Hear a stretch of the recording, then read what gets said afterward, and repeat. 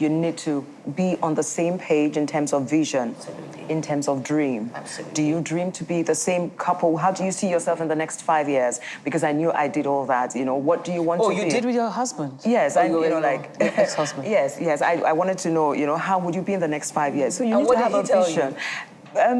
That's not for...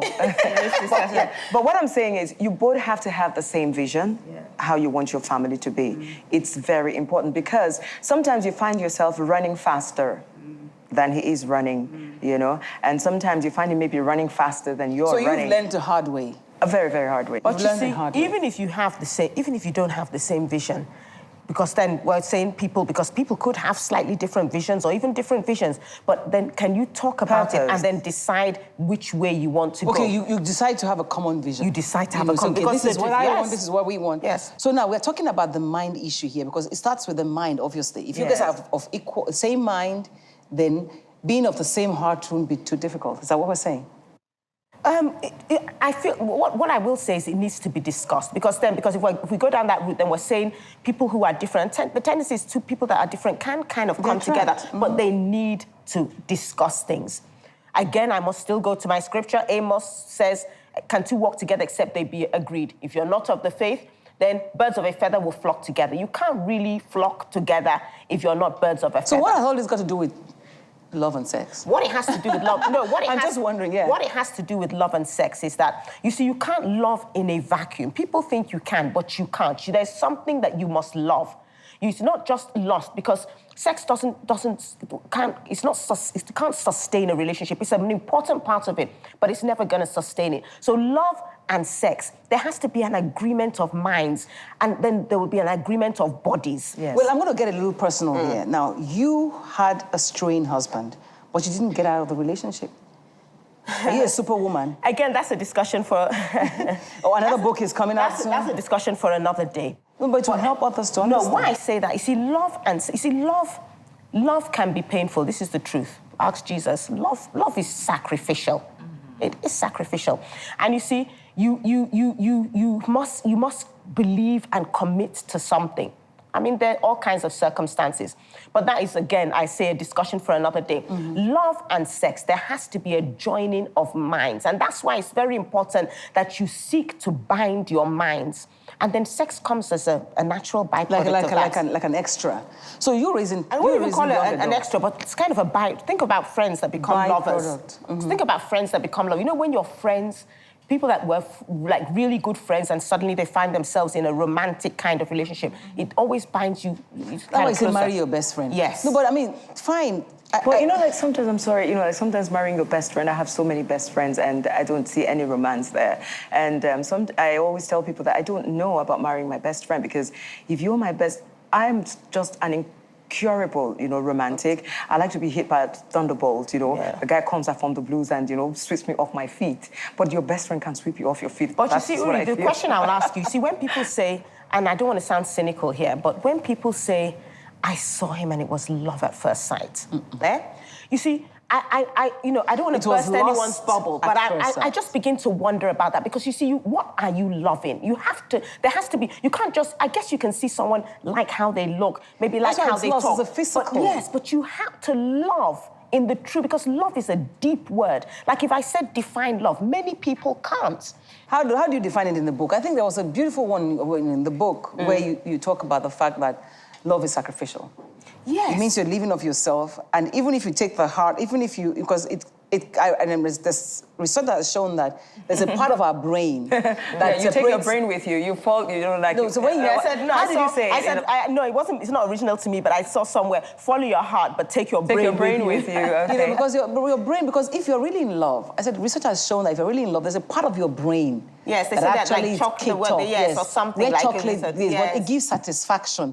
Where chocolate needs a fix, you're satisfied. There's another part of you, because sex may give you that, can take you there, dopamine or whatever they call it. Yes. But beyond that, there's a section in your head that is only the sex that is tied with love that gets there. And you see, but what gets there. Yeah, it takes you beyond that and there. And then it becomes, your heart actually breaks. That's why when you are really in love and you have given of yourself completely, you feel like your heart is breaking. Yes. Because of that feeling. Yes. Well, you see, I can't speak for the men. I let the men speak for themselves. But for women, I think that when we form that commitment, so let's call it love, with somebody, every part of us is kind of affected. It's carried along. It's 120%. every part I can of us say is that. affected. Although we can pretend if it's not there, just to make it seem like it's good. I mean, why would anybody stay in a marriage for a long time, if not because I don't want to give up? I don't want to give up until it's too late.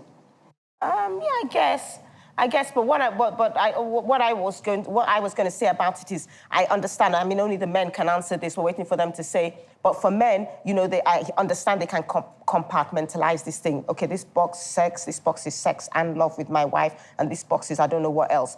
But for women, everything is combined. That's kind of what my book is saying. For us, everything affects everything. Everything. You understand? So if there's no message at all that anybody, because for me, I would like to see what your message is on love and sex and relationships, especially in and outside, you know, before you even get into any serious relationship with anybody. Well, love and sex for me in a relationship is a total thing. And for me, it's also the woman is a woman allowing herself, or the man being confident enough, you know, to allow the woman to express herself. Are you raising sexually. your son to be that way? Oh, you know what I tell my son? I say, look, you have learned so much. You've learned how to love a woman and how not to love a woman. You've also learned how to treat a woman and how not to treat a woman, you know, in what I have gone through. And, you know, so for me, love and sex, they go together. And your book, I like the perspective. And men out there should be confident enough, you know, and they To should... let their wives express themselves, express swinging themselves. from the chandelier. Let your wife swing from the chandelier. Don't go to the woman outside for her to swing from the chandelier for you. Your wife can do gymnastics if you let her. And you're saying... I'm saying that... Because this book, if you ask me, is speaking to men, how to get your wife, but women should read it as well. I believe women should read it because it will enable them articulate what they feel might be missing in their relationship. Yes, I think men should read it. And women should read it as well as the men, both single and married. And for me, love and sex is a total package for a woman. I can't speak for the men. But for me, I think for women, love and sex is a total package. And any man who really wants to know his woman and have her swing from the chandelier needs to touch that part of her body, of her being, not just her body, but needs to be able to make love to her mind. Yep, Yes, I love that. Well, I agree, because the man has to make the effort.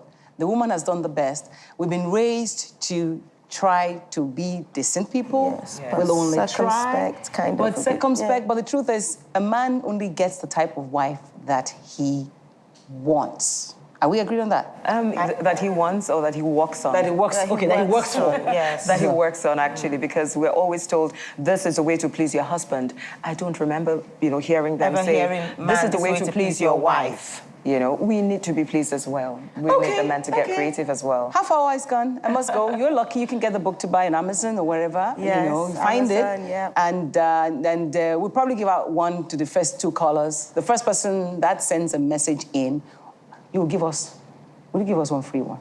I'll give you guys one free one. Yes, so buy the book. It's a brilliant book. It's lovely. How to get your wife to swing from the chandelier in a red negligee across all the platforms. But Amazon, I like the everywhere. fact that it is a man's responsibility just as much as it is ours. But however, like I always say, is as you lay your bed, so the you way should you're lie gonna on lie it. on it. Absolutely. As you lay your bed. You're not going to leave home in the morning and leave your bed all ruffled up and come out at night. And me too. So if you don't deposit in the woman that you make your wife, please don't expect the best out of her. Yeah. No matter what. We're not superwomen. Yeah, we're not. True. Thank you for watching. Thank you for coming. And we'll see you again. All right. Bye.